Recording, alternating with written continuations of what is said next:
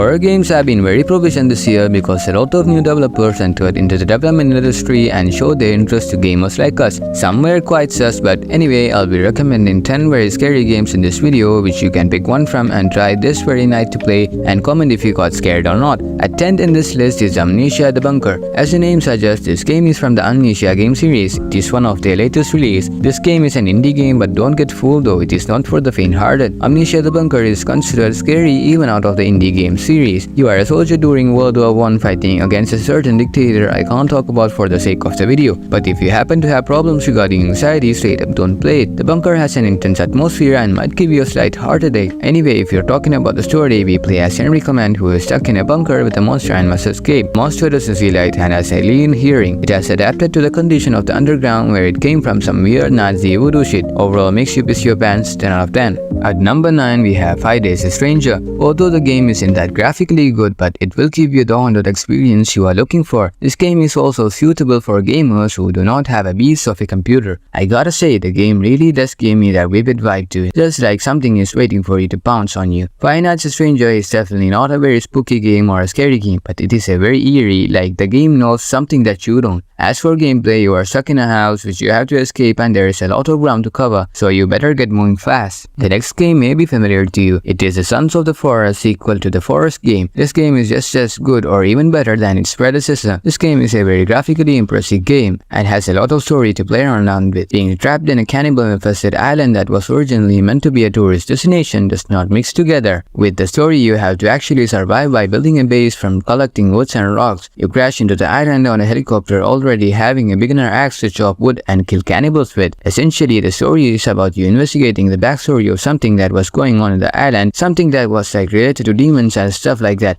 Anyway, I don't want to spoil the game for you, I will end it here. At number 7 we have Dredge. Initially, you won't take it as a horror game, you would just find it as a fishing game traveling in the sea but having a slight eerie atmosphere. It's a really tense game like we discussed earlier. As you move on to different islands, make sure your eyes are on the sea. You may see something lurking beneath because you won't expect it. Trust me, it won't give you that initial spook because it is that silence before the tsunami. You see what I did there? Tsunami, Dredge, don't get it? Anyway, for the most part, the game is enjoyable if you move to place from time to time, or you will have difficulties. Again, trust me, Dredge has no ending or climax, so you can play it as long as you want. At number 6 we have And You Know the Escape the Backrooms. You definitely know the game because creators like Smitty, IGP or Fooster had played this game.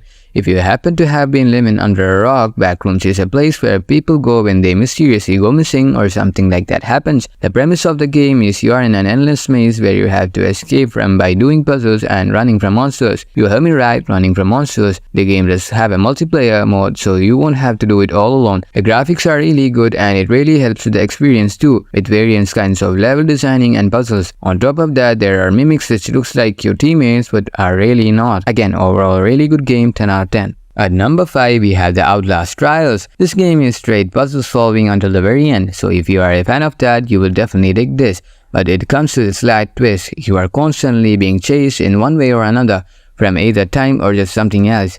Like Escape the Backrooms, this can be played with friends to make solving puzzles easier, but even if you play alone, the game still manages to give you just as good experience. I mean, I prefer just that. Most of you would too, right? Let me know in the comments. Alright, at number 4 we have The Mortuary Assistant.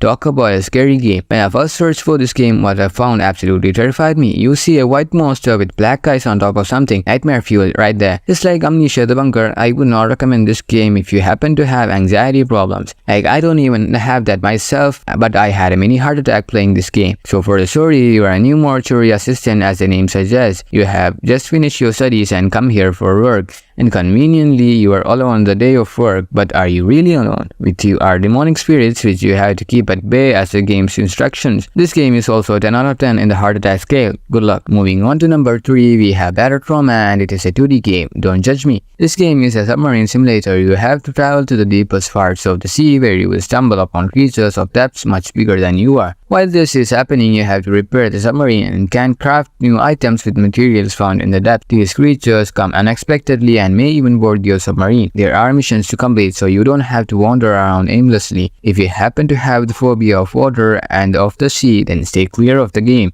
You will not survive. I repeat, you will not survive. At number 2, we have The Cult of the Lamb. Bruh, even I wonder where this list is going to, but anyway. So this indie game is a simulator about the title of the game. You make a blood cult where you are the leader or whatever. Essentially, you have to ensure the survival of your members in the cult. For that, you have to sacrifice animals and maybe eat a couple of members. Meh. The game also lets you explore dungeons, which also include sacrificing the most loyal devotees for good luck. The game is absolutely funny and I laughed my butt off while playing it. You can let your evil thoughts flourish whilst playing this game. At number 1 and finally we have Signalis. For all the anime lovers out there, this game is stylized with anime characters and has a highly stylized world. You loot and walk through hallways covered in gore and blood. You can only have limited ammo and items at your hand for immediate use. I hope everyone liked the video. The game listing is taken from TechRadar website, which you will find the link from below, but I had to make the script and edit the video on my own, so I would appreciate if you subscribe. See you in the next one.